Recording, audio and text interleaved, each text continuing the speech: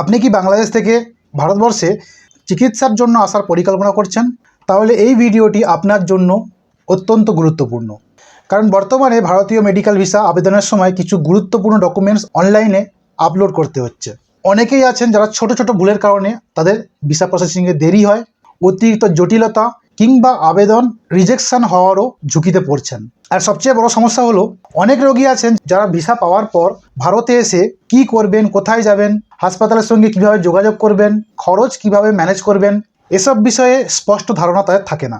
আজকের এই ভিডিওতে আমি আপনাদের জানাবো মেডিকেল ভিসার জন্য কোন কোন ডকুমেন্টস লাগবে, কোন ডকুমেন্টস থাকা বাধ্যতামূলক, অনলাইনে ডকুমেন্টস আপলোড করার নিয়ম, ভারতে আসার পর কী কী করবেন আর কী কী করবেন না, এবং কিভাবে ডক্টর ভিজিট ব্যাঙ্গালোর আপনাকে পুরো প্রক্রিয়ায় সহায়তা করতে পারে। তাই এই ভিডিওটি শেষ পর্যন্ত দেখুন। হাই, আমি Arman, founder of doctor visit Bangalore. আমরা বাংলাদেশ সহ বিভিন্ন দেশের রোগীদের জন্য ভারতের মেন হসপিটালের সাথে যোগাযোগ, অ্যাপয়েন্টমেন্ট বুকিং, চিকিৎসা পরিকল্পনা এবং চিকিৎসা সংক্রান্ত সহায়তা প্রদান করে থাকি।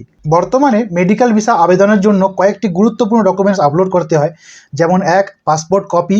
পাসপোর্টের যে পাতায় আপনার নাম, ছবি, জন্ম তারিখ, পাসপোর্ট নাম্বার, ভ্যালিডিটি, মানে শেষ পাতাটা সামনের পাতাটা যে পাতাটা আছে সেটার উল্লেখ আছে, সেই পাতাটি পরিষ্কার পরিচ্ছন্নভাবে স্ক্যান করে পিডিএফ আকারে আপলোড করতে হয়।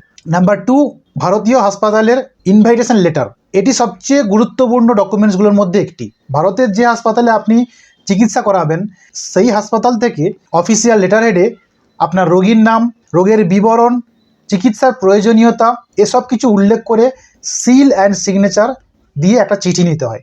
Number 3, medical visa undertaking. এটি একটি ঘোষণাপত্র বা অঙ্গীকারনামা। এই ফর্মে আবেদনকারী নিশ্চিত করেন যে তিনি চিকিৎসার জন্য ভারতবর্ষে যাচ্ছেন এবং তার দেওয়া সব কিছু ইনফরমেশান সঠিক। পার্ট 2, কিছু গুরুত্বপূর্ণ ডকুমেন্টস। যদিও এগুলো বাধ্যতামূলক নয়, তবুও এগুলো থাকলে আপনার অ্যাপ্লিকেশান আরও শক্তিশালী হয়। যেমন অ্যাড্রেস প্রুফ, আপনার ঘরের কারেন্টের বিল হতে পারে, গ্যাস বিল হতে পারে, আপনার ব্যাংকের স্টেটমেন্ট পাতায় যেটায় আপনার ডিটেলস থাকে, আপনার নামের বিবরণ থাকে, national ID card, travel ticket, যদি আপনি বাংলাদেশ থেকে ভারতে আসার জন্য ফ্লাইট টিকিট বুক করে নেন, এরকম কোনো ট্রাভেল টিকিট, মেডিকেল রিপোর্টস, আপনার bank statement, financial support documents, এগুলো সেকেন্ডারি, বাট এগুলো থাকলে আপনার অ্যাপ্লিকেশানটা কিন্তু আরও জোরদার হতে পারে। পার্ট 3-তে ফাইল আপনারা কিভাবে আপলোড করবেন, সঠিক নিয়ম কোনটা। অনেক আবেদনকারী এই জায়গাতেই ভুল করে থাকেন। যেমন মনে রাখবেন যে ডকুমেন্ট ইংরেজিতে হওয়া ভালো, পিডিএফ ফরম্যাটে আপলোড করুন।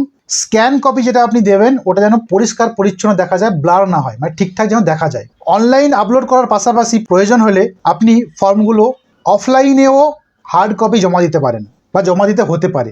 পার্ট 4, ভারতে আসার পর কি কি করবেন আপনারা। এটা একটা সবচেয়ে গুরুত্বপূর্ণ অংশ। অনেক রোগী ভিসা পেয়ে ভারতবর্ষে তো আসেন কিন্তু পরবর্তী ধাপ সম্পর্কে জানেন না। কি কি করণীয়? সব রিপোর্ট এবং ডকুমেন্টস আপনার সাথে রাখুন। আপনার পাসপোর্ট, ভিসা, রোগীর ডকুমেন্টস, আপনার যে ন্যাশনাল আইডি প্রুফ আছে, সেই সব রিপোর্ট এবং ডকুমেন্টস আপনার সাথে রাখুন। যদি সম্ভব হয় আপনার মোবাইলে পিডিএফ করে স্ক্যান করেও রাখবেন। হাসপাতালের ইন্টারন্যাশনাল পেশেন্ট টিমের সাথে যোগাযোগ করুন, বা যার দ্বারা আপনি এসেছেন এখানে, যে কোনো মেডিকেল ট্যুরিজম গাইড যিনি আছেন বা মেডিকেল ট্যুরিজম ফ্যাসিলিটার যিনি আছেন এখানে, তার সাথে যোগাযোগ করুন। তিনি আপনাকে হসপিটালের যে আইপিডি টিম আছে, মানে ইন্টারন্যাশনাল পেশেন্ট ডিপার্টমেন্ট আছে, তার সঙ্গে আপনাকে যোগাযোগ করিয়ে দেবে। এখানকার লোকাল সিম কার্ড নিয়ে নিন ইন্ডিয়ার। তাতে করে কি হয় যে আপনার ওলা উবার বুক করার জন্য সুবিধা হবে, ট্রান্সপোর্টেশনের সঙ্গে সুবিধা হবে, এবং হসপিটাল আপনাকে আপনার ইন্ডিয়ান নাম্বারে কন্ট্যাক্ট করতে পারবে, যেটা জলদি সুবিধা হয়ে যায়, এবং এর সঙ্গে সঙ্গে আপনার কোনো ওটিপি আসার ব্যাপারেও আপনার কাজে লাগবে। চিকিৎসার পাশাপাশি আপনার থাকা, খাওয়া, আসা যাওয়া, এই যে যাতায়াতের বাজেটটাও একটু ভেবেচিন্তে রাখবেন। হাসপাতালের সবই রসিদ এবং রিপোর্ট সেভ করে রাখুন। মানে অবশ্যই হাসপাতাল থেকে সব কিছু রিপোর্ট, সব কিছুর রসিদ আপনারা নিয়ে রাখবেন। চিকিৎসা শুরুর আগে আপনি সম্পূর্ণ কস্ট এস্টিমেট একটা প্ল্যান করে নিন, জেনে নিন। আচ্ছা, প্রয়োজন হলে অবশ্যই দ্বিতীয় কোনো ডাক্তারের, অভিজ্ঞ ডাক্তারের পরামর্শ নিতে ভুলবেন না। পার্ট 5, কি কি করা উচিত নয় বা কি কি করবেন না। আপনি যার সাথে এসেছেন বা যার সংযোগ করে আপনি এখানে এসেছেন, ধরুন আপনি আমার মুখ দেখে এখানে এলেন বা আমার সঙ্গে কথা বলে আপনি এখানে এলেন, তো ছাড়া আপনি অচেনা কোনো দালাল বা অচেনা কোনো ব্রোকারের লোকের সঙ্গে কোনো অন্ধভাবে ওদের সঙ্গে নির্ভর করবেন না। গুরুত্বপূর্ণ মেডিকেল রিপোর্ট আপনি কখনো লুকোবেন না। অনেক মেডিকেল রিপোর্ট থাকে যেগুলো আপনারা হয়তো না দিলে চলে যাবে, এরকম একটা মাথায় আমাদের আসে যে এগুলো না দিলে হয়তো চলে যাবে, বা আমরা লুকিয়ে নেই। তো এরকম গুরুত্বপূর্ণ কোনো মেডিকেল রিপোর্ট আপনারা লুকাবেন না। ভিসার মেয়াদ যখন আপনার অতিক্রম হয়ে যাচ্ছে, বেড়ে যাচ্ছে, তখন আপনি অতিক্রম করার চেষ্টা করবেন না। ভিসার মেয়াদ থাকতে থাকতেই আপনি আপনার বাংলাদেশে ফেরত যাবেন। পাসপোর্ট বা ব্যক্তিগত ডকুমেন্ট অন্য কাউকে, অপরিচিত কাউকে দেবেন না। চিকিৎসকের পরামর্শ ছাড়া আপনি ওষুধ বন্ধ করবেন না। ওষুধ বন্ধ করা বা ওভারডোজ নেওয়া বা ওর ডোজ কম নেওয়া এগুলো করবেন না। এখানে হসপিটাল দেখাতে, ডাক্তার দেখাতে এসেছেন মানে অনেকেরই ইচ্ছা হয় যে আমরা লোকাল জায়গাটা ঘুরে দেখি। যদি লোকাল জায়গা ঘুরে দেখতেই হয়, তাহলে আপনি আপনার চেনাশোনা কোনো লোকের সঙ্গে বা যার সাথে আপনি এরকম কোনো মেডিকেল ট্যুরিজম যা ফেসিলিটিটা থাকে তাদের সঙ্গে যোগাযোগ করেই আপনি অবশ্যই ঘুরবেন। কেননা লোকাল পুলিশ প্রশাসনের প্রবলেম হলেও হতে পারে। অযথা এখানে ওখানে ঘোরা, বা এখানে অনেক সিস্টেম আছে, যেমন ব্যাঙ্গালোরে যেমন সিস্টেম, আপনি লোকাল জায়গায় আপনি স্মোকিং করতে পারবেন না, ড্রিঙ্ক অ্যান্ড ড্রাইভ করতে পারবেন না। এগুলো অনেকগুলো সিস্টেম থাকে, সেগুলো আপনারা না করাই ভালো হয়। পার্ট 6-এ আমরা দেখবো যে ডক্টর ভিজিট ব্যাঙ্গালোর, মানে আমি আরমান আপনাদের কিভাবে সাহায্য করতে পারি। যেমন বাংলাদেশ থেকে অনেক রোগী ভারতবর্ষে প্রথমবার আসেন, তারা জানেন না যে কোন হাসপাতাল নির্বাচন করবেন। যেমন বাংলাদেশ থেকে সবচেয়ে মেন যারা প্ল্যানিং করেন আপনারা, তারা হচ্ছে সিএমসি ভেলোরে প্ল্যানিং করেন যে সিএমসি ভেলোরে আপনার ডাক্তার দেখাবেন। এছাড়াও বাংলাদেশ থেকে অনেক পেশেন্ট আসেন যারা প্ল্যানিং করেন যে ব্যাঙ্গালোরের মধ্যে মণিপাল হসপিটাল দেখাবেন। অনেকেও এরকম প্ল্যানিং করে থাকেন যে ক্যান্সার হয়েছে মানে টাটা হসপিটালে দেখাবেন মুম্বাই। কিন্তু অনেক হসপিটাল ব্যাঙ্গালোরেও আছে, যেরকম আমি ব্যাঙ্গালোরে কাজ করি, ব্যাঙ্গালোরে থাকি। তো ব্যাঙ্গালোরে এমন হসপিটাল আছে যেগুলো কিন্তু আপনার সব রোগের আপনার কিন্তু সমস্যা সমাধান করতে পারে। এবং ব্যাঙ্গালোর কিসের জন্য ভালো? ব্যাঙ্গালোর এখানে উচ্চ শিক্ষাগত যোগ্যতার দিক দিয়ে ভালো, চাকরির দিক দিয়ে ভালো, এবং এখানকার ওয়েদার ভালো, এখানকার পুলিশ প্রশাসন ভালো। আপনার ছোটোখাটো জিনিসপত্র চুরি ডাকাতি হওয়ার থেকেও ভালো অপশান। মানে এখানে পুলিশ প্রশাসনের দিক দিয়ে বা আপনি ইন্ডিপেন্ডেন্ট ঘোরার দিক দিয়ে, এই সব কিছুর দিক দিয়ে ব্যাঙ্গালোর একটা সবচেয়ে ভালো অপশান হতে পারে।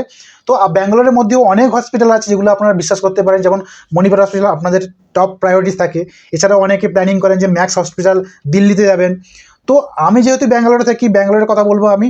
এখানে একটা বেস্ট হসপিটাল আছে যেটা ডেডিকেটেড ফর ক্যান্সার, যেমন শ্রী শঙ্করা ক্যান্সার হসপিটাল। এরকম অনেকই হসপিটাল আছে যাদেরকেও বা আপনি ভরসা করতে পারেন। এবং ব্যাঙ্গালোরে উন্নত মানের চিকিৎসা হয় এবং রোবোটিক সার্জারি হয়ে থাকে। তো আপনি ব্যাঙ্গালোরের চিকিৎসা ব্যবস্থার ওপর আপনি চোখ বন্ধ করে বিশ্বাস করতে পারেন, এবং আপনি আমার ওপর বিশ্বাস করতে পারেন। যেহেতু আমি এখানে 18 বছর ধরে আছি, এখানকার হোটেল, লজ, থাকা, খাওয়া, ট্রান্সপোর্টেশন সিস্টেম, এয়ারপোর্ট থেকে আপনাকে হোটেলে যাওয়া আসা, এখানকার লোকাল ভাষা কথা বলা, এখানকার লোকাল সব কিছু সিস্টেম, সব কিছু ইকোসিস্টেম আমি জানি। সেই হিসাবে যারা আপনারা জানেন না যে কোন হাসপাতাল নির্বাচন করবেন, কোন ডাক্তার দেখাবেন, চিকিৎসার আনুমানিক খরচা কত হতে পারে, অ্যাপয়েন্টমেন্ট আপনি কী করে পাবেন, কোথায় থাকবেন, এই সব ব্যাপারেই কিন্তু ডক্টর ভিজিট ব্যাঙ্গালোর মানে আমি আরমান আপনাদের সহায়তা করতে পারি। ডিটেলস জানার জন্য আপনি আমার website doctor visit Bangalore check করতে পারেন। ওখানে অনেক কিছুই পোস্ট আমি করে থাকি ডেলি ওয়াইজ। আমি ওখানে ভেরিফাইড ডাক্তারদের এখানে আমি প্রোফাইল লিস্টিং করতে থাকি। ওখানে অনেক বেস্ট ব্লগ পোস্ট আমি লিখতে থাকি, আপনারা দেখতে পারেন, যেগুলো অবশ্যই এডুকেশনাল টাইপ। আপনি আমাদের দ্বারা হাসপাতাল নির্বাচনে সহায়তা পেতে পারেন, ডাক্তারের অ্যাপয়েন্টমেন্ট বুকিং পেতে পারেন, মেডিকেল রিপোর্ট প্রি রিভিউ পেতে পারেন, চিকিৎসার জন্য আনুমানিক খরচা কত হতে পারে সে ব্যাপারে, আন্তর্জাতিক রোগী বিভাগের সাথে আপনার যোগাযোগ, ব্যাঙ্গালোরের চিকিৎসা সংক্রান্ত পুরোপুরি গাইডেন্স। এবং আপনি যদি ব্যাঙ্গালোর ঘুরতে আসছেন ডাক্তার দেখানোর জন্য, তো ব্যাঙ্গালোরের যে মেন ফোকাস জায়গাগুলো যেগুলো ঘোরার জন্য, মানে ট্রাভেল, ব্যাঙ্গালোরে ঘুরতে আপনি কোন জায়গায় ঘুরতে যেতে পারেন, সে ব্যাপারেও আমি হয়তো আপনাকে সাহায্য করতে পারি, গাইড করতে পারি। আমি আপনাদের সঙ্গে থাকলাম, আপনার সঙ্গে পুরো জায়গাটা ঘুরলাম। মানে যেহেতু আমি বাংলা বলতে পারি, তো একটা ভাই ব্যাপার আপনার সঙ্গে লাগবে। তো আপনারা আমার সঙ্গে মিলে একটা ভালো একটা ইকোসিস্টেমে, আপনার খারাপ লাগবে না যে একটা নতুন জায়গায় গেলাম, এখানে আমি কার সঙ্গে কথা বলবো, কার সঙ্গে ঘুরবো, বা কেউ একজন মানুষ থাকলে ভালো হয়, যেটা ভাই ব্যাপার লাগে, সেই জায়গাটা কিন্তু আপনার টেনশনটা কমে যাবে। আমাদের লক্ষ্য হলো রোগী এবং হাসপাতালের মধ্যে একটি নির্ভরযোগ্য সেতুবন্ধন তৈরি করা, যাতে আপনার চিকিৎসার যাত্রাটা আরও সহজ হয়ে থাকে। তো যদি আপনি বা আপনার কেউ চেনাশোনা কেউ বাংলাদেশ থেকে ভারতবর্ষে আসতে চাইছেন, বিশেষ করে ব্যাঙ্গালোরে আসতে চাইছেন, তো এই ভিডিওটা আপনি আপনার ফ্যামিলির সঙ্গে বা আপনার বন্ধুবান্ধবের সঙ্গে শেয়ার করতে পারেন যে আপনাদের একজন ভাই ব্যাঙ্গালোরে আছে, তার সঙ্গে যোগাযোগ করে আপনার এই চিকিৎসা ব্যবস্থা, এই যে দেশ থেকে অন্য বিদেশে গিয়ে থাকা চিকিৎসা ব্যবস্থার ব্যাপারে আপনার অনেক কিছু টেনশন কম হয়ে যাবে। তো আপনি বা আপনার পরিবারের কেউ যদি ভারতে চিকিৎসার জন্য পরিকল্পনা করে থাকেন, তাহলে নিচের কমেন্ট বক্সে আপনার রোগের নাম লিখুন এবং আমাদের সাথে সরাসরি যোগাযোগ করুন। আমার ইমেল আইডি, আমার হোয়াটসঅ্যাপ নাম্বার সব কিছু আমি ভিডিও ডেসক্রিপশানে দিয়ে দেবো। আমরা চেষ্টা করব আপনাকে সঠিক হাসপাতাল, সঠিক ডাক্তার এবং প্রয়োজনীয় তথ্য দিয়ে সাহায্য করতে। ভিডিওটি যদি ভালো লাগে থাকে অবশ্যই লাইক করুন শেয়ার করুন এবং আমার এই চ্যানেলটাকে সাবস্ক্রাইব করতে ভুলবেন না। কারণ আমরা নিয়মিত ভারতীয় হাসপাতাল, মেডিকেল ভিসা, চিকিৎসার খরচ এবং আন্তর্জাতিক রোগীদের জন্য গুরুত্বপূর্ণ তথ্য শেয়ার করে থাকি। Thank you for watching this video. সুস্থ থাকুন, নিরাপদে থাকুন।